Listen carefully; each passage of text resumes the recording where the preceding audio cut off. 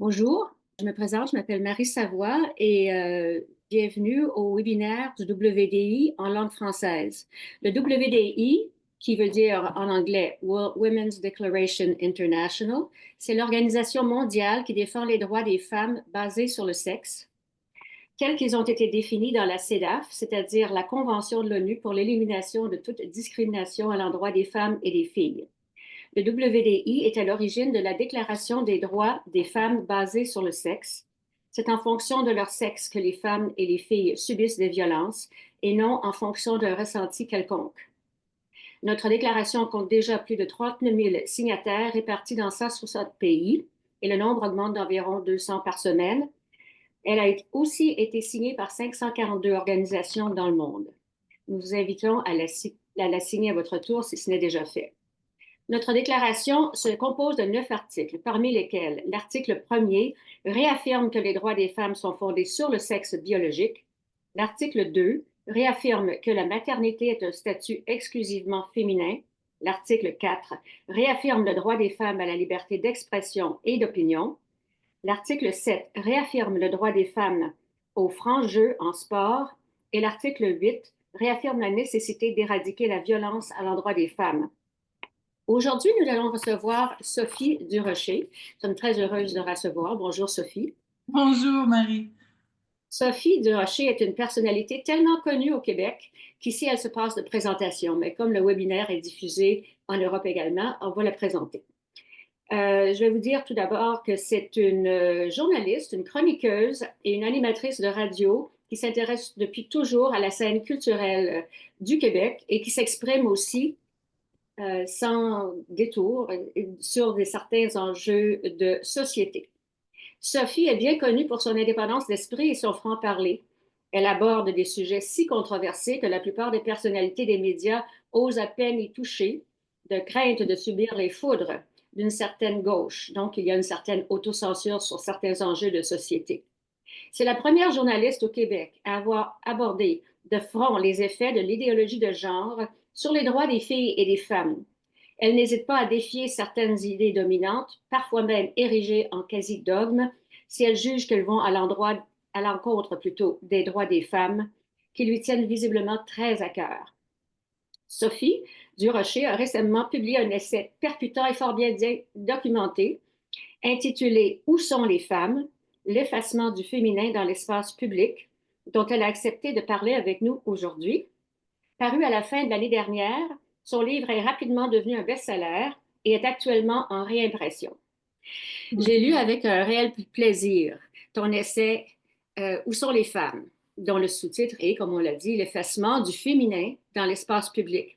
C'est un livre qui décoiffe, qui brasse la cage, comme on dit ici, et qui apporte un vent de fraîcheur, que dis-je, une rafale de fraîcheur dans un paysage médiatique assez uniforme et assez, disons, consensuel a priori. Mm. Certaines idées sont sans cesse répétées, mais jamais remises en question. Toi, tu les remets en question. Dans ton livre, tu abordes de front des sujets si délicats qui sont presque toujours soigneusement évités par la classe médiatique. Par exemple, pour en donner quelques-uns, il y en a beaucoup de ces sujets délicats, l'avortement sexo-sélectif qui a cours dans certaines communautés culturelles au Canada ou la banalisation du voile islamique chez les petites filles. De par ton métier, tu es une artisane du langage et la question du langage te semble primordiale dans ce débat.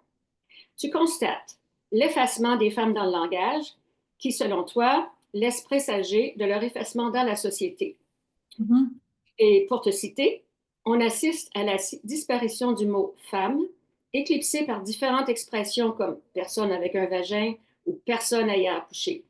On use de périphrases et on se livre à des contorsions dignes du Cirque du Soleil pour ne plus dire le mot femme. Tu as même cité le cas du député libéral André Morin qui a voulu faire retirer le mot femme par un amendement, faire retirer le mot femme d'un texte de loi sur la réforme, ça ne s'invente pas, du droit de la famille, pour le Mm. remplacer par personne qui a donné naissance à l'enfant. Comment expliques-tu cet évitement du mot femme et son remplacement par toutes ces périphrases? D'abord, bonjour Marie, bonjour à toutes les femmes et à tous les hommes qui nous écoutent et qui nous regardent en ce moment. Je suis très contente d'être là aujourd'hui. Et comment j'explique cet effacement? Ben en fait, on a juste à écouter les raisons qu'invoquent les gens qui pratiquent cet effacement pour avoir la réponse.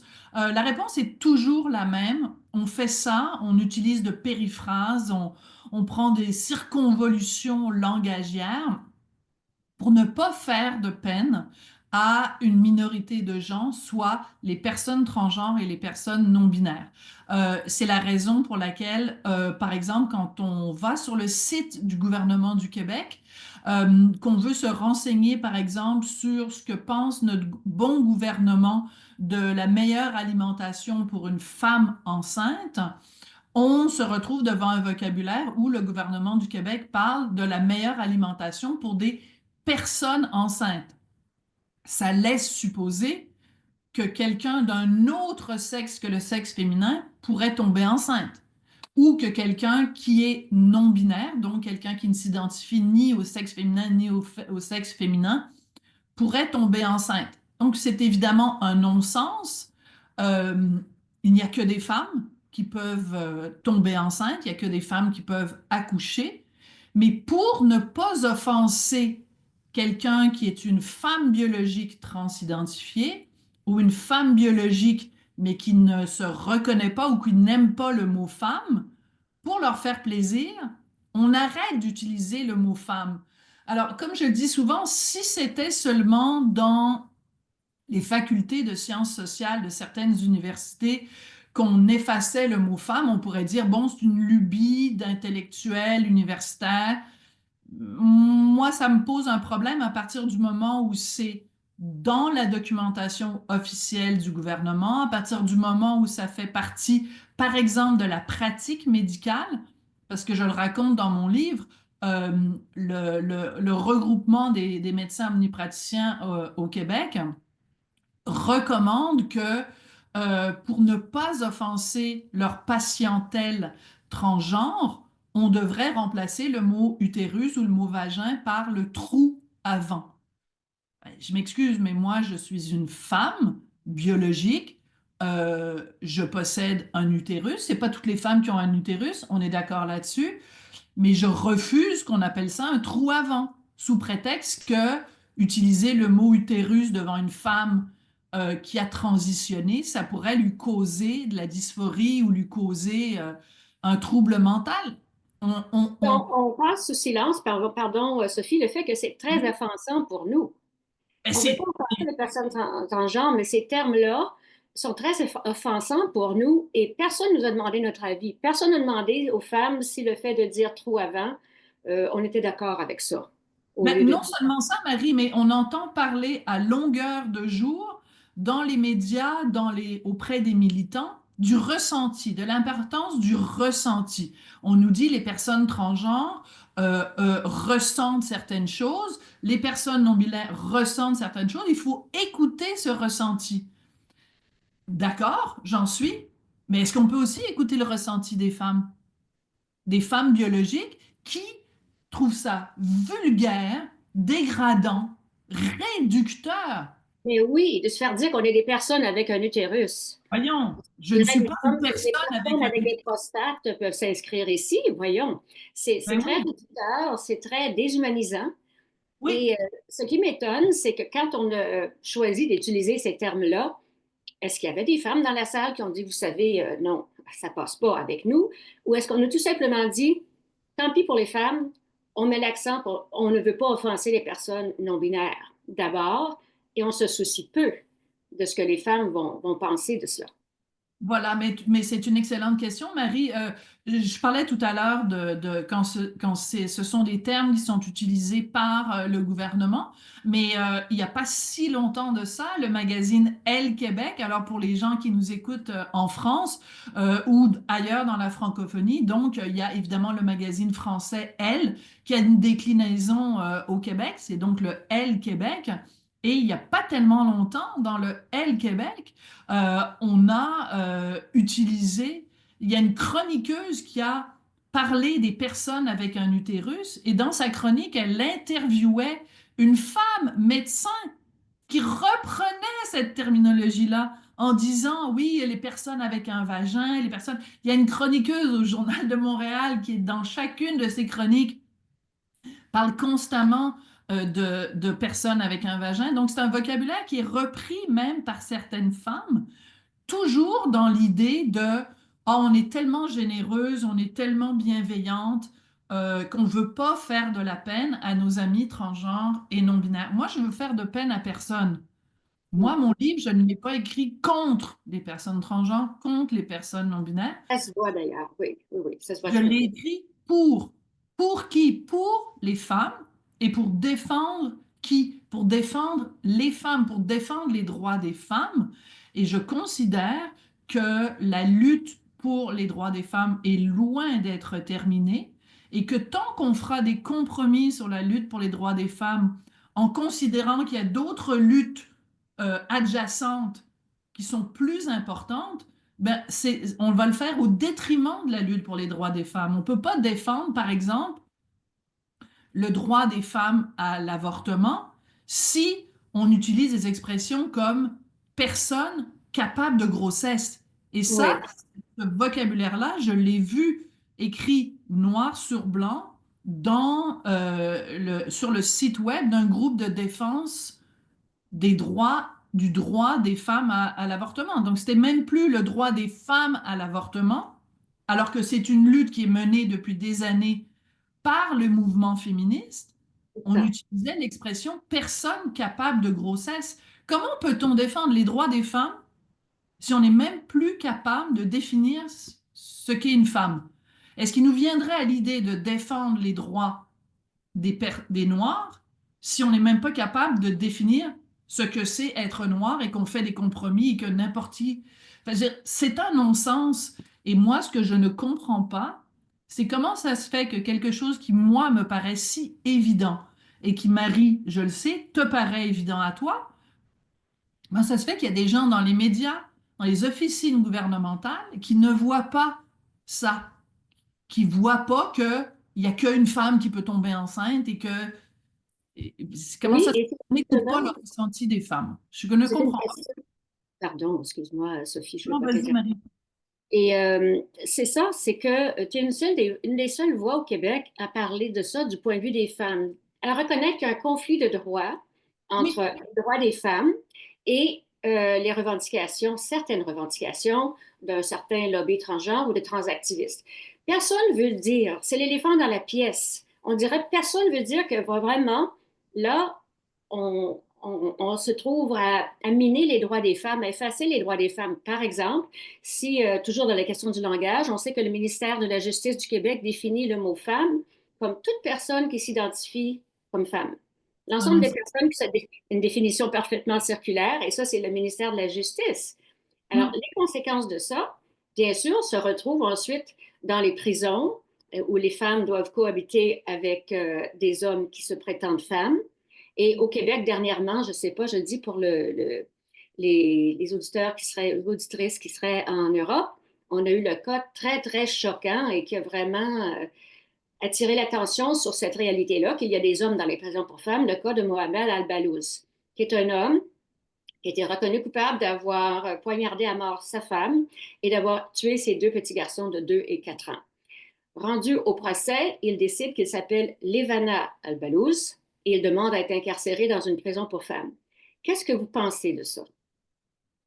Ben, c'est un non-sens. Moi, je comprends que la dysphorie de genre, c'est une réalité, qu'il y a des gens qui, bien sûr, sont tout à fait légitimes, et je le dis, et c'est très important pour moi de le dire, c'est tout à fait légitime, en effet, que quelqu'un souhaite transitionner de genre et non pas transitionner de sexe, comme certains le disent.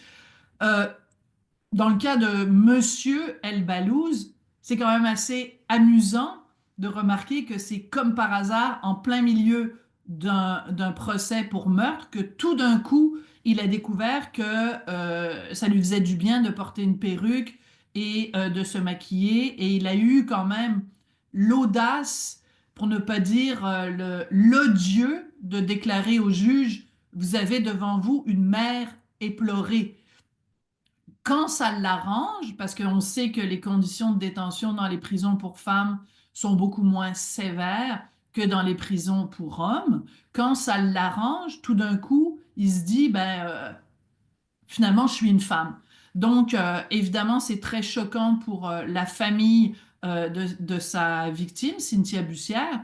Mais au-delà de ça, au-delà de la présence des hommes dans une prison pour femmes, il y a toute la question de la présence des hommes biologiques dans des lieux qui sont, pour des raisons évidentes, réservés aux femmes. Je pense par exemple aux vestiaires, je pense par exemple aux toilettes, je pense par exemple aux compétitions sportives.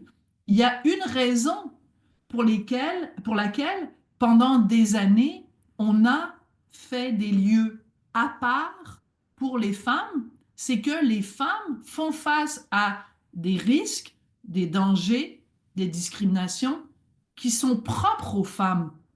Il y a une raison pour laquelle il y a une catégorie sportive qui est une catégorie féminine, c'est qu'il y a des différences biologiques, physiologiques, physiques entre un athlète féminin et un athlète masculin. Dans mon livre, je donne l'exemple de la boxeuse Katia Bissonnette et j'ai vu que Katia s'est branchée il y a quelque temps, donc Katia nous écoute en ce moment. Donc pour ceux qui ne connaissent pas l'histoire, Katia Bissonnette, boxeuse, à un moment donné, doit se présenter sur le ring pour affronter un adversaire sur le ring de boxe et elle apprend quelques instants seulement avant de monter dans le ring que son adversaire n'est pas une adversaire, mais est un homme biologique transidentifié. Ça lui a été caché par l'organisation pour ne pas, entre guillemets, causer de discrimination à cet individu. Le fait que Katia, elle, s'apprêtait à se faire mettre un point dans le visage par quelqu'un qui avait une force beaucoup plus grande que la sienne, manifestement, ça dérangeait personne.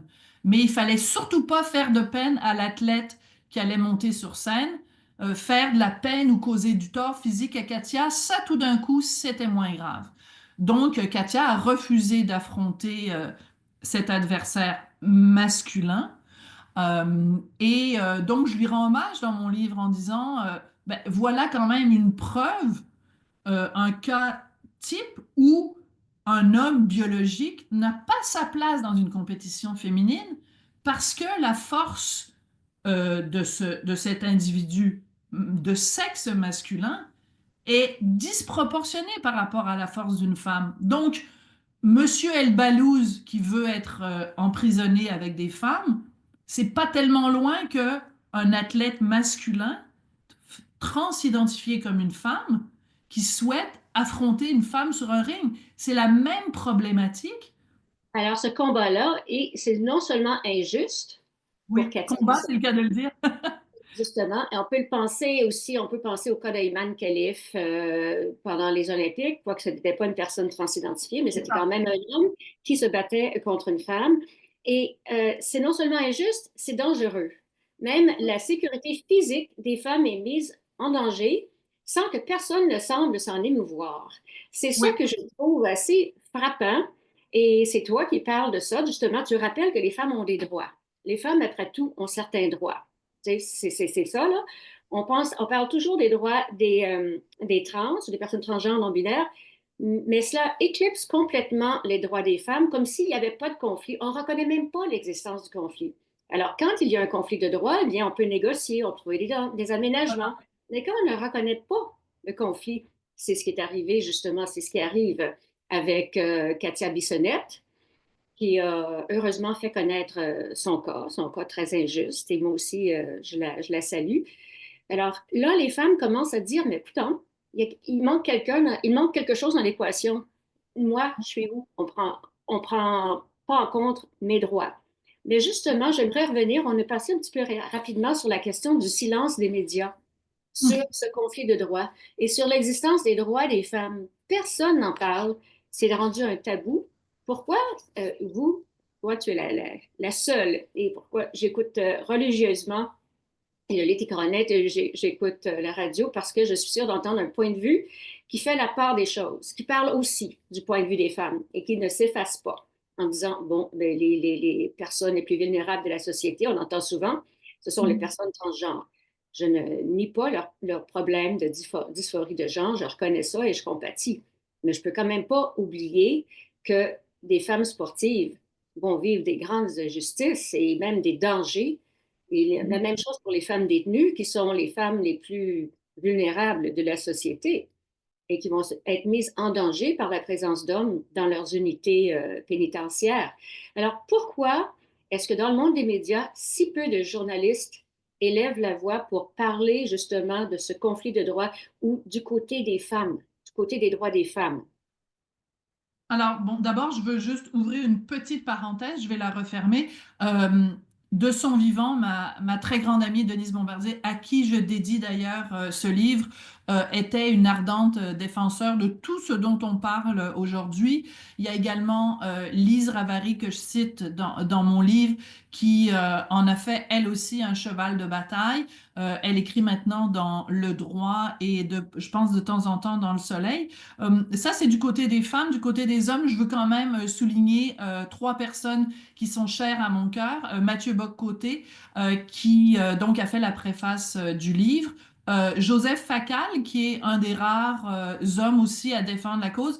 Et quelqu'un, pour des raisons que vous allez vite comprendre, qui est très cher à mon cœur, c'est mon mari, Richard Martineau, qui lui aussi régulièrement dans les médias, que ce soit à l'écrit ou à la radio, soulève ces questions-là. Donc, on a quand même des alliés chez les hommes qui défendent ce point de vue. Je trouvais ça important quand même de le mentionner. Je ferme la parenthèse parce qu'elle est très courte, la parenthèse, parce qu'on Oui. peut compter sur les doigts d'une seule main. En fait, je n'ai même pas besoin de mettre les deux mains, juste une main. On peut compter sur les doigts d'une seule main les gens qui parlent de ça. Alors pourquoi? Je vais répondre à ta question, Marie. Pourquoi ce silence des médias?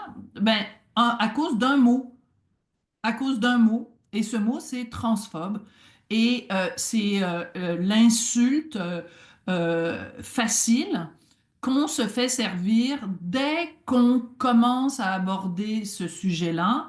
Ben, c'est une insulte qui nous colle à la peau.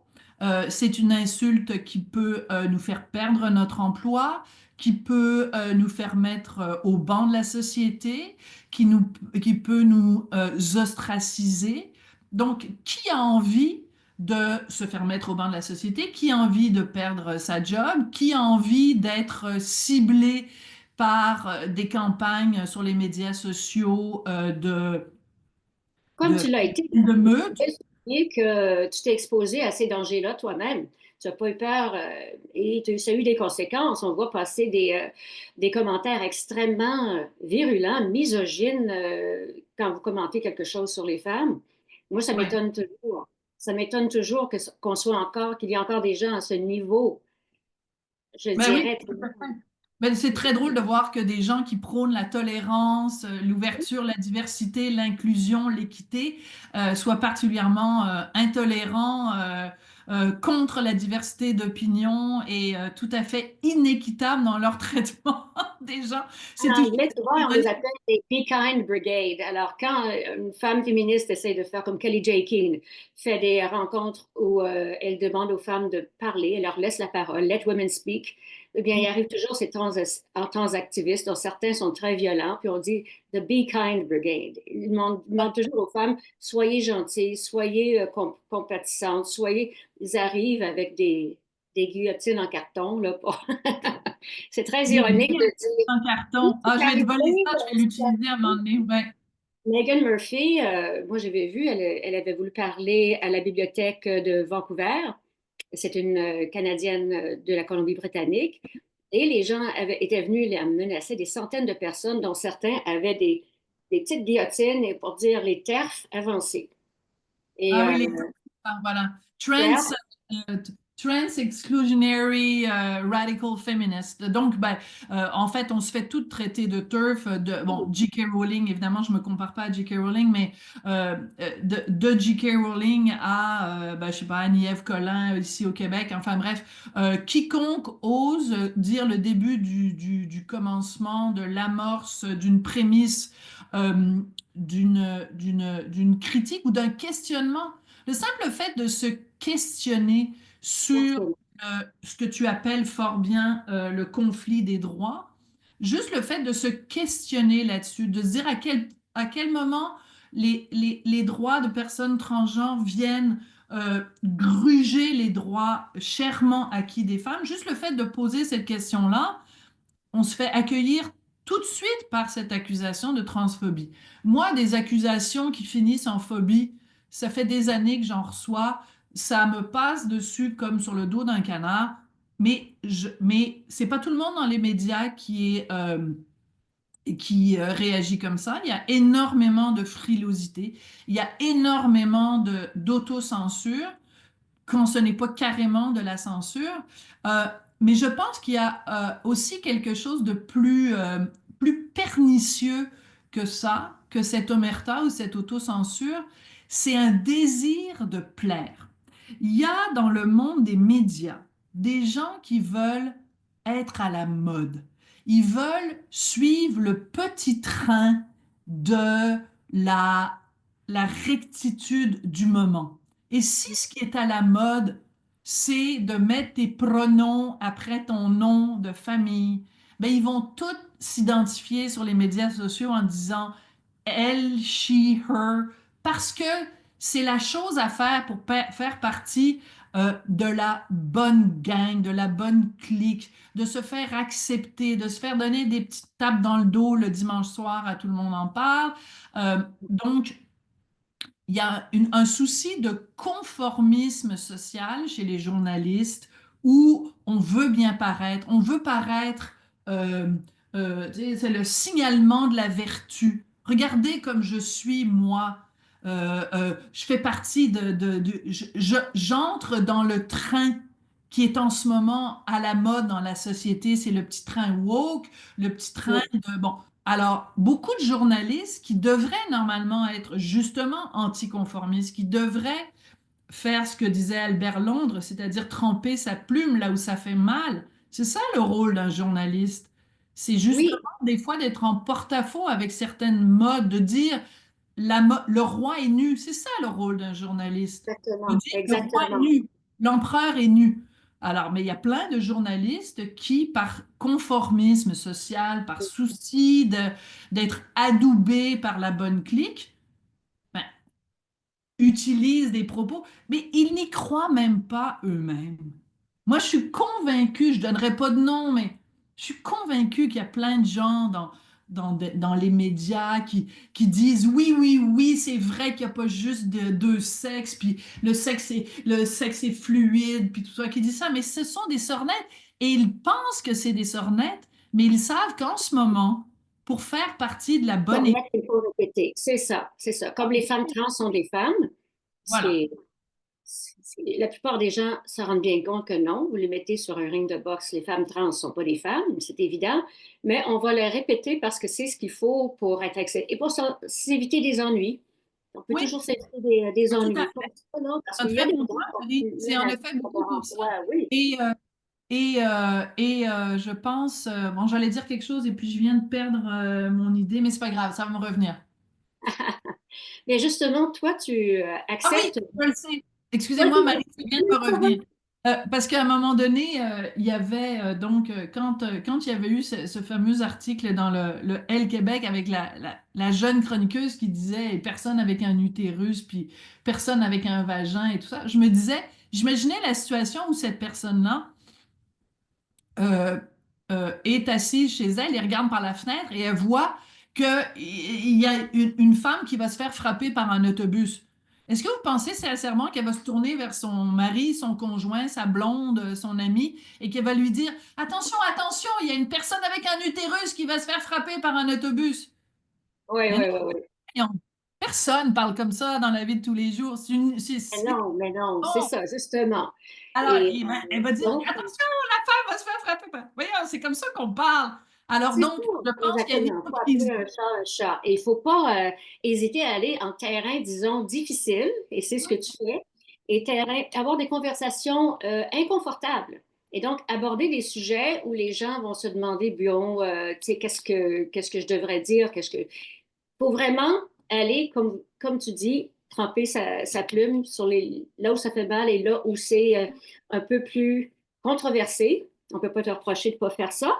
Par exemple, dans ton livre, tu abordes beaucoup de sujets très intéressants, un chapitre sur différents sujets.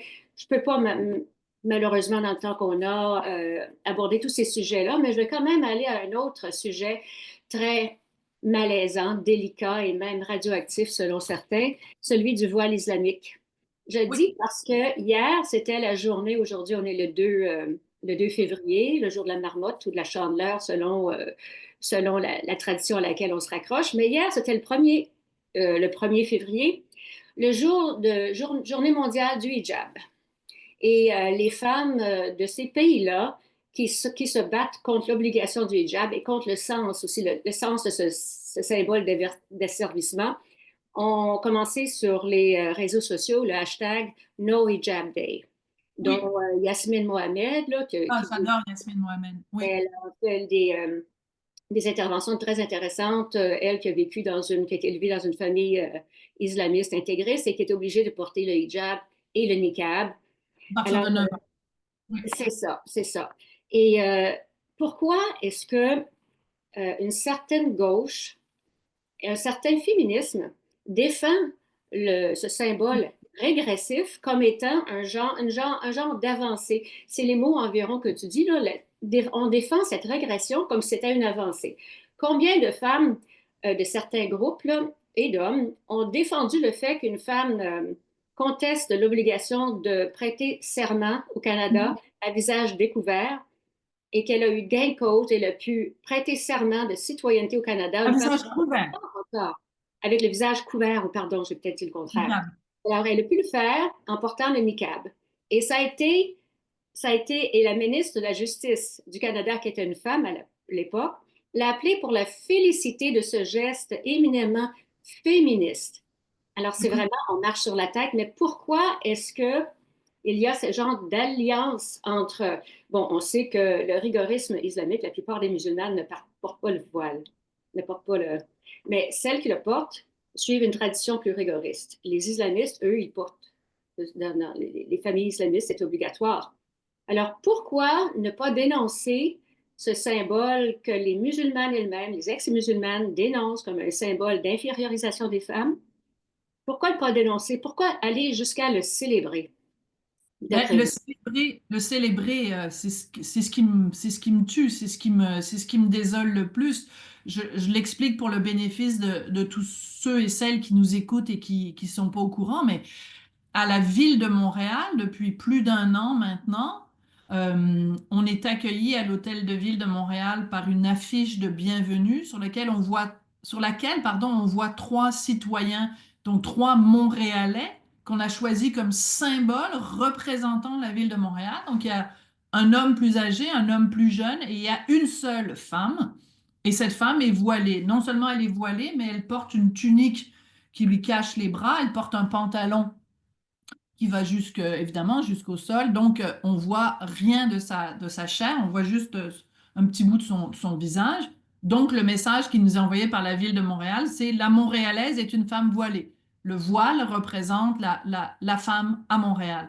Donc, mais c'est évidemment scandaleux, mais la question étant pourquoi en effet une certaine gauche banalise ça, alors que cette même gauche trouve absolument épouvantable que un homme, le pape, dise à des femmes ce qu'elles peuvent faire ou pas avec leur corps. Ces mêmes personnes de gauche n'ont aucun problème à ce qu'un homme, un imam, dise aux femmes que leur corps est tellement dangereux et tellement pernicieux qu'il doit être caché en tout ou en partie. Donc, pourquoi la gauche rentre là-dedans? Ben, c'est par complaisance, par signalement de vertu. C'est aussi une gauche qui est intersectionnelle. Moi, je suis d'une gauche ou d'un féminisme universaliste et je considère qu'on ne peut pas d'aucune façon défendre un morceau de tissu qui infériorise les femmes et qui stigmatise les femmes et qui... euh, la- il il y a à peu près 2 ou 3 semaines, je me promenais au nouveau centre d'achat, là, le Royal Mount, et il y avait une jeune femme, mais elle devait avoir 16 ans, et elle portait le niqab. On commence à en voir de plus en plus à Montréal. Oui. Le niqab. Je veux dire, c'est ça, là, c'est un bout de tissu comme ça qui cache. Et elle avait évidemment toute le tissu qui même nie les formes du corps d'une femme. Donc, on ne peut même plus voir ses épaules, on peut même plus, on voit plus rien. Donc, c'est quel symbole de l'effacement des femmes. On dit aux femmes, on ne veut pas vous voir dans l'espace public. Comment des féministes peuvent accepter ça? Comment peut-on rester silencieux alors que ça fait des décennies que le cœur du combat féministe, c'est de se battre pour la visibilité. On a été réduite pendant des années à la sphère domestique. On s'est fait dire pendant des siècles, reste à la maison, ne sors pas de chez toi, tu n'as pas de rôle dans la cité, tu n'as pas ta place dans la cité, tu n'as pas de visage, tu n'as pas de corps, tu n'as pas d'existence. Ton Et corps est un instrument de péché. On a connu ça voilà. dans la religion catholique. Et Mais oui, maintenant, nos les mères et nos féministes grand-mères ont connu ça. c'est ça, les gens vont décrier ça. Mais qu'un imam dise la même chose, que l'islam dise la même chose, c'est ça qu'on dit. Ton corps est une occasion de péché. Et même aux petites filles qui portent le voile, Oui, j'en vois de plus en plus à 5 ans, là, quel message est-ce qu'on envoie? Un enfant, c'est plus un enfant. Un corps d'enfant est censé être sexualisé de cette façon-là? Alors moi, je m'interroge beaucoup. Et quand on voit, justement, j'ai vu un niqab dernièrement et je me demande, on ressent un genre d'agression, hein? Je pense que les femmes, on le sent un peu plus que les hommes parce que c'est la négation, et tu en parles dans ton livre, la négation de nos luttes. De voir oui, des femmes à ce niveau-là, là, c'est comme, ça nous ramène vraiment en arrière, là, tu sais. voilà, c'est un retour en arrière. Et alors, parce qu'on se fait toujours servir l'argument, ben, il y a beaucoup de femmes pour qui c'est leur choix. Donc, moi, je réponds toujours la même chose. Si quelqu'un de plus de 18 ans me regarde dans les yeux en me disant, Sophie, c'est mon choix, qui suis-je pour lui dire que c'est faux? Mais comment peut-on imaginer qu'une petite fille qui a 5 ans, 6 ans, 7 ans, 8 ans, 10 ans, que ce soit son choix? Comment peut-on, par quelle entourloupette intellectuelle veut-on nous faire croire que quelqu'un dont on dit qu'elle n'a même pas assez de jugement pour aller voter ou se faire tatouer, parce qu'au Québec, il faut avoir 16 ans pour se faire tatouer, donc quelqu'un qui n'a pas 16 ans n'a pas assez de jugement pour ses épaules pour aller se faire tatouer.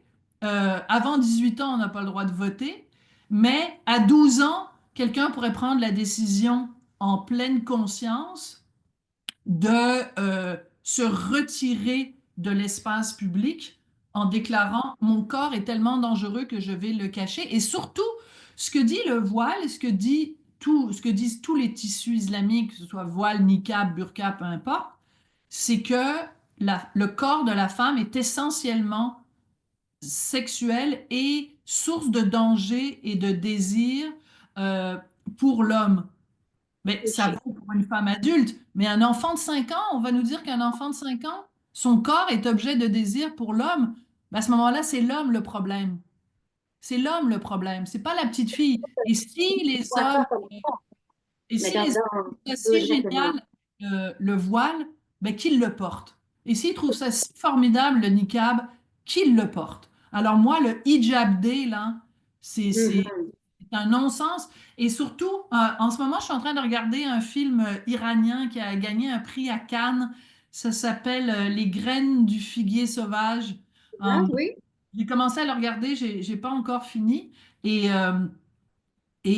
ça parle de Massa Amini. Ça parle du mouvement Femmes, Vie, Liberté et de Massa Amini.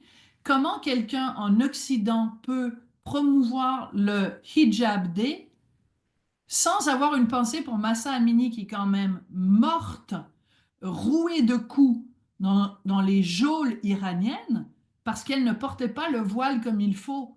Mais comment une féministe occidentale peut porter, euh, par souci de solidarité supposément avec les femmes musulmanes, un morceau de tissu dont on sait que dans certains pays, s'il n'est pas porté comme il faut, on se retrouve violé, assassiné ou emprisonné. C'est vraiment Oui, quand même une drôle de solidarité. c'était vraiment une drôle de solidarité. J'aimerais t'amener, le temps file, et j'aimerais t'amener sur un autre sujet que j'ai trouvé que tu abordes dans ton livre et que personne n'a touché avant. Vraiment, là, et tu as des réflexions là-dessus qui sont très originales. C'est le phénomène des drag queens, Oui. qui est de plus en plus, comment dire, en essor au Québec et ailleurs, d'ailleurs. Des spectacles devenus de plus en plus populaires. Et par exemple, la Grande Bibliothèque de Montréal a organisé l'heure du conte pour des petits-enfants animés par une drag queen. Dans un quartier de Montréal, tu en parles, qu'une maison des jeunes projette d'organiser un stage de drag queen pour les jeunes de 11 à 15 ans, mais a dû renoncer à cause des protestations des parents. Et qu'en octobre 2023, celle-là, je ne le savais pas, la Fondation québécoise du cancer du sein a choisi une drag queen comme porte-parole de la cause du cancer du sein. Alors, contrairement à l'opinion courante, toi, tu trouves que ces représentations sont, ne sont pas inoffensives. Pourquoi? Qu'est-ce qu'il y a? Quel est l'angle mort que la plupart des gens ne voient pas face au phénomène des drag queens et sur lequel tu attires notre attention?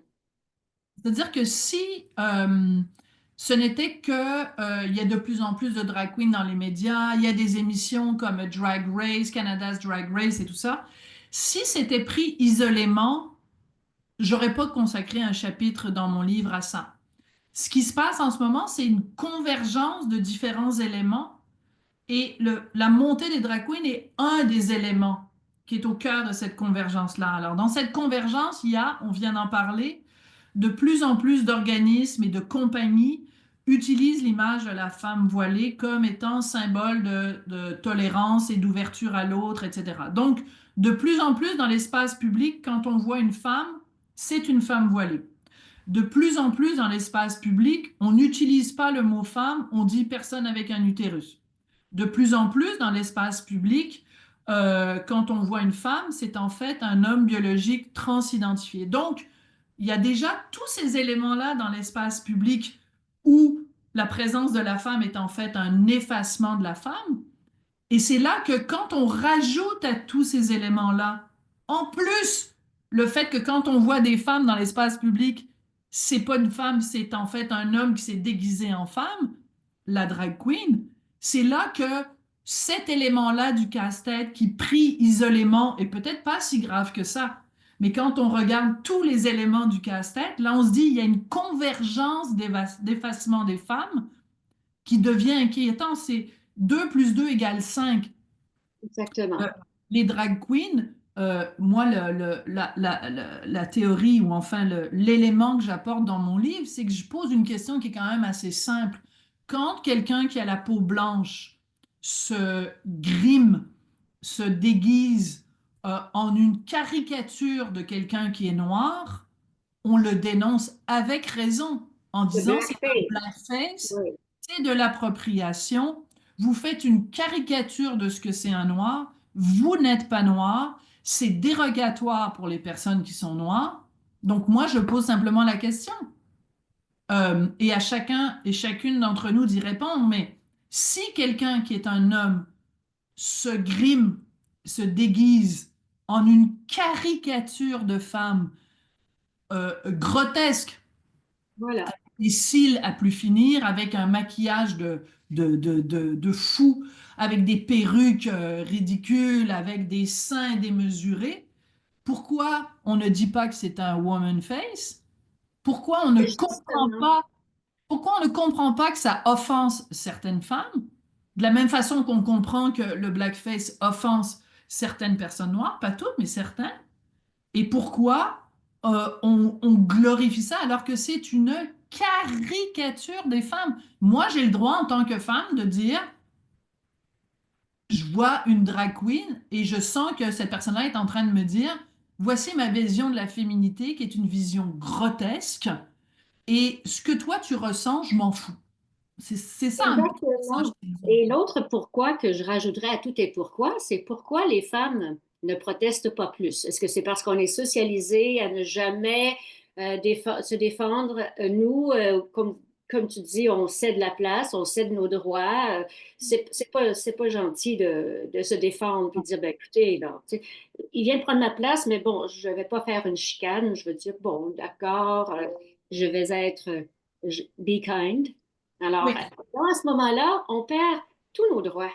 Et on oui, perd sans avoir le mérite seulement parce qu'on se fait oublier, qu'on accepte d'être oublié. Et ce que tu dis au sujet des drag queens, d'autres femmes me l'ont dit. Et que c'est très insultant pour nous. Le phénomène, peut-être que c'est humoristique, bon, il y avait des connotations sexuelles là-dedans aussi, mais n'empêche qu'il se trouve à grossir les stéréotypes sexistes les plus négatifs. Que, voilà. En voulant combattre des stéréotypes, en fait, on renforce des stéréotypes. Mais tu viens de dire quelque chose de très important, Marie. C'est-à-dire, est-ce que la raison pour laquelle on ne réagit pas comme femme, c'est parce qu'on est gentil, on est fine? Ben oui, la réponse est oui. C'est pour ça que dans mon livre, à un moment donné, je dis, ça prend un féminisme beaucoup plus solide, beaucoup plus droit dans ses bottes, et que j'utilise une expression qui a fait dresser les cheveux sur la tête de beaucoup de gens. J'ai dit, ça prend un féminisme plus viril. Oui, mesdames, il faut, comme féministes, qu'on se tienne debout, qu'on arrête de dire, plus oh, courageux aussi, tout simplement, plus affirmatif, plus courageux. tout à fait, Marie. Il faut qu'on dise, écoutez, les droits qu'on a en ce moment, premièrement, on n'a pas tous les droits auxquels on a droit, mais les droits qu'on a en ce moment, nos mères, nos grands-mères, nos arrière-grands-mères et des alliés hommes, évidemment, se sont battus pour les avoir. Et c'est pas vrai qu'aujourd'hui, dès que quelqu'un vient frapper à la porte en disant, oui, ben moi aussi j'aimerais, puis moi aussi, puis moi j'aimerais ça avoir le droit de vous caricaturer, puis j'aimerais ça avoir le droit de vous foutre mon poing dans la gueule. Et moi aussi, j'aimerais ça avoir le droit. Il faut dire non.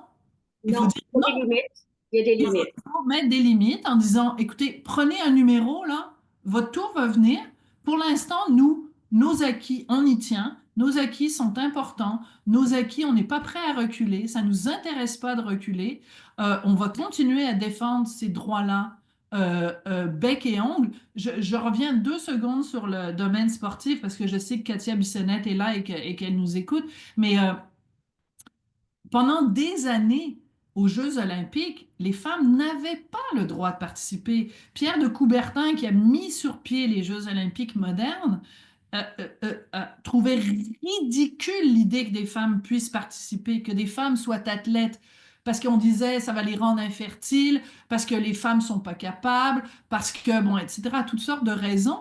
Donc, il a fallu qu'il y ait des femmes qui se battent pour pouvoir participer dans des compétitions sportives. Et aujourd'hui, on va dire, ben oui, c'est pas grave. Des hommes biologiques ont juste à dire qu'ils sont des femmes, puis prendre une coupe d'hormones, puis faire ci, puis faire ça, puis on va les laisser prendre notre place sur le podium, remporter des médailles qui devraient normalement aller à des femmes. On dira Alors, rien. Mais oui, justement, toi, tu soulignes que les droits que les femmes ont gagnés de dure lutte, ce n'est pas à la nouvelle génération ou une certaine des féministes de la nouvelle génération de les céder, de les donner, alors qu'on s'est battu pour ces droits-là, entre autres la présence dans le sport. Maintenant, je vais être obligée, j'aurais bien d'autres questions, on pourrait parler pendant des heures, mais je me suis engagée, j'ai dit aux gens qu'ils pouvaient te poser des questions, alors je vais te poser des questions qui ont été passe peu de temps, qui ont été inscrites sur le site. Alors, Madame Claire Simard demande, avez-vous vu qu'au dernier épisode de Infoman, à propos du décret de Trump, à savoir qu'il n'existe que deux sexes, mâles et femelles, ils ont dit, on avance par en arrière. Qu'en dites-vous? Bon, pour l'émission Infoman est des variétés un peu humoristiques, disons, où des sujets peuvent être discutés, mais sur une note, sur un ton un peu badin. ben, Alors, écoutez, je répondrai, ben, merci, c'est Claire qui a posé la question. Merci Claire pour votre question. Ben, je répondrai, c'est quand même assez hallucinant. Je suis loin d'être une fan de Trump, bien évidemment, mais je pense que le fait que en 2025, que ce soit Donald Trump, que ce soit Pierre Poilievre ou d'autres qui disent ben, il n'y a que deux sexes, hommes et femmes, que ça se soit considéré comme un propos subversif et rétrograde. c'est quand même la preuve qu'on marche sur la tête, comme tu disais tout à l'heure, Marie. Donc, je pense qu'il y a une réalité biologique. La réalité biologique, c'est qu'il n'y a que deux sexes. Soit on a des gamètes masculins, soit on a des gamètes féminins. Je reconnais tout à fait qu'il y a toutes sortes d'autres manifestations de genre, mais le sexe est immuable, le sexe est biologique et aux dernières nouvelles, il n'y en a que deux, à moins qu'on me dise que j'ai changé de planète, mais je pense pas que ce soit le cas. Oui, justement. Et Anne Michaud pose la question suivante. Comment expliques-tu que les groupes de femmes au Québec aient cédé au lobby transgenre des groupes de femmes et acceptent maintenant les hommes transidentifiés dans les activités et les services, comme les centres d'aide pour les victimes d'agressions sexuelles? Parce que c'est vrai, dans les refuges pour femmes, on accepte les hommes transidentifiés. Bon, ça, c'est un autre dossier quand même qui est plus délicat et je vous avoue que pour mon livre, je me suis pas intéressée à ce cas précis-là, donc je me sens à l'aise de parler sur des dossiers évidemment sur lesquels j'ai fait une recherche intensive pour le livre, donc j'y vais plus à pas de loup dans ce dossier-là. Par contre, pour ce qui est de la présence d'hommes transidentifiés dans les groupes féminins, ben, j'en parle dans mon livre. Il y a quand même eu pendant plusieurs années au Québec le groupe, la Fédération des femmes du Québec, qui était dirigé par un homme transidentifié, euh, qui ne connaissait donc, malgré toute sa bonne volonté, Gabriel Bouchard, ne sait pas ce que c'est naître dans un corps de femme, avoir peur quand on se promène dans les rues qui fait noir, avoir peur quand on rentre dans le bureau d'un patron et qu'on ne sait pas s'il va nous mettre la main au cul ou pas, Dans cette malgré première menstruation, tout simplement, vivre la ménopause. de Oui. toutes sortes de réalités biologiques de la femme qu'elle ne connaît pas, même si avec toute la meilleure volonté du monde. Donc, c'est quand même assez particulier que dans un monde où certaines féministes dénoncent le male gaze, que personne ne se soit inquiété que à la tête d'une fédération des femmes, il y avait quand même quelqu'un qui a passé 40 ans de sa vie avec un male gaze. C'est quand Oui, même assez exactement. particulier. C'est ça. Et je vais à la question suivante posée par Émilie Hervé. J'aimerais savoir ce que Mme Durocher pense des médias qui utilisent les pronoms préférés pour les hommes qui se prétendent femmes. Mm. C'est-à-dire Par que, exemple, les Al-Balouz. Moi, on lit des articles sur Mohamed Al-Balouz. Ils disent qu'elle se défend en cours. oui, alors ça, c'est très intéressant parce que, il y a eu des changements. C'est-à-dire que pendant le procès, ça, c'est peut-être une question de technicalité et de droit, mais pendant le procès, cet individu a demandé à la cour d'être identifié comme une femme et qu'on utilise à son égard des prénoms, un pronom féminin et qu'on l'appelle par un prénom féminin. Les reporters judiciaires qui étaient affectés à la couverture du procès n'avaient pas d'autre choix dans leurs articles que d'utiliser les pronoms féminins. Je pense pas que ce serait allé jusqu'à outrage au tribunal, mais parce qu'elle l'avait demandé et que le juge lui avait accordé, euh, je pense qu'il y avait une obligation journalistique à vérifier, mais je pense qu'il y a une obligation journalistique à en tenir compte. Oui, Cependant, une fois que le procès s'est terminé et qu'il a été trouvé coupable, condamné à la prison, vous remarquerez quand même que la plupart des journalistes sont revenus à Mohamed El Balouz et revenus à l'identification. Donc ça, c'est pour ce cas-là précis. Après, ben, je vous donne un exemple, un ancien collègue journaliste qui est maintenant, qui est un homme, donc transidentifié, qui s'appelle maintenant Chris Bergeron, ben, je l'ai reçue à mon émission il y a quelque temps. Elle s'identifie comme une femme. J'ai aucun souci, bien au contraire, à appeler Chris, à utiliser ses prénoms féminins. C'est son identité maintenant. Je n'utilise pas son prénom d'avant. C'est son identité. De la même façon que moi, j'ai une nièce qui est devenue mon neveu. Donc, j'ai une nièce, une femme transidentifiée. Je respecte ses prénoms. Je vais pas me lever le matin en disant ça me fait plaisir de la mégenrer d'aucune façon. Je trouve que c'est son identité, je le respecte. Là n'est pas la question. La question, c'est euh, que quelqu'un qui s'identifie comme femme euh, prennent la place d'une femme dans des compétitions sportives, que Oui, mettent en danger la sécurité des femmes dans les vestiaires, dans les toilettes, c'est là qu'il y a un problème, parce que quelqu'un dise je m'appelle Ginette, puis qu'elle demande qu'on l'appelle Ginette, je veux dire, c'est pas... Le problème n'est pas là, selon moi. Le problème, il est ailleurs quand il y a euh, autrement dit, pour revenir à ce dont on parle depuis le tout début, qui est la question des droits, le fait que quelqu'un demande qu'on l'appelle Ginette, ça m'enlève pas de droit à moi. Mais si Albert, qui s'appelle maintenant Ginette, veut occuper un espace qui est réservé à des vraies Ginettes, ben là, je considère que les droits des femmes sont atteints et c'est ça qui m'inquiète. Mais qu'est-ce que absolument. s'appeler Ginette, c'est pas ça le problème. Oui. Il y en a une ici. Il y a beaucoup de questions. Ça a suscité beaucoup d'intérêt, notre entretien. Il y a beaucoup de questions. Je ne pense pas j'aurai le temps de toutes les poser, mais il y en a une, je ne résiste pas. Que diriez-vous d'un débat entre vous et Penelope McQuaid? Alors, en fait, je tiens à le préciser parce que c'est possible que Pénélope écoute l'émission en ce moment, on ne sait pas. Pénélope m'avait très gentiment invité pour parler de mon livre et d'ailleurs, tout le monde en parle aussi, m'avait invité pour parler de mon livre.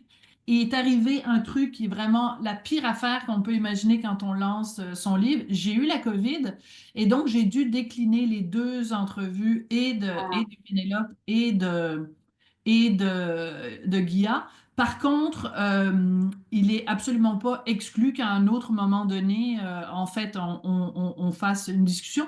Par contre, ce que je considère que Pénélope et moi, on n'est pas sur la même planète idéologique. Ce que je reproche parfois à Pénélope, c'est de faire des entrevues qui sont plus des procès que des réelles entrevues. Euh, mais si elle me réinvite pour parler du livre ou pour parler de tout autre sujet, selon mes disponibilités, je serai tout à fait prête à le faire. Très intéressant. Je voudrais aussi poser une dernière question qui va intéresser particulièrement les gens qui nous écoutent en Europe. Est-ce que votre livre va être publié bientôt? Est-ce que vous avez des plans pour l'Europe? Alors, à la dernière foire du livre de Francfort, mon éditeur était présent pour parler du livre à différents éditeurs européens, parce que dans le fond, ça pourrait être en France, mais ça pourrait être, je pense par exemple à la Belgique où Jamila Benhabib est publiée, ça pourrait tout à fait être la Belgique, donc quelque part dans la francophonie européenne. Donc, comme on dit en anglais, stay posted, restez à l'écoute parce qu'on aura peut-être des choses à annoncer très bientôt. C'est très important pour moi parce que ce livre, celles et ceux d'entre vous qui l'avez lu, vous savez qu'il y a quand même beaucoup de références aussi à l'Europe. C'est comme ça que je l'ai voulu parce que je considère que la, il y a beaucoup de choses qui se passent en Europe qui vont éventuellement arriver au Canada. Il y a beaucoup de choses qui se passent au Québec qui vont éventuellement arriver en Europe. C'est pour ça que je voulais donner des exemples des deux côtés de l'Atlantique parce que je pense qu'on a beaucoup de mise en garde à s'envoyer d'un côté à l'autre. Un Euh, phénomène peut-être très mondial, hein. Alors, ce que tu touches, ça touche beaucoup de sociétés. Je m'excuse, je dois donner le mot de la fin. On arrive à la fin du webinaire. J'aimerais te remercier sincèrement. C'était très intéressant, passionnant, tout comme ton livre d'ailleurs, que je recommande à tout le monde parce que vraiment, ça nous fait J'applaudis réfléchir Marie, c'était super bonne. énormément. Je suis pas à veille, ton emploi à Cube n'est pas menacé par moi. Bon, alors on arrive à la fin. La vidéo de l'entretien d'aujourd'hui sera mise sur YouTube dans quelques jours. Vous recevrez un lien par courriel si vous voulez la revoir ou la partager. Vous trouverez aussi nos webinaires précédents sur YouTube en tapant WDI francophone. Je vous rappelle que vous pouvez signer et partager la Déclaration des droits des femmes fondée sur le sexe sur notre site www.womensdeclaration.com. Notre prochain webinaire aura lieu le dimanche 2 mars à la même heure. et vous recevrez une invitation par courriel. Merci à Sophie, merci à tous et à toutes et à dans un mois. Merci, WD. Merci beaucoup, Marie, tu étais super bonne. À très bientôt. Merci, au revoir.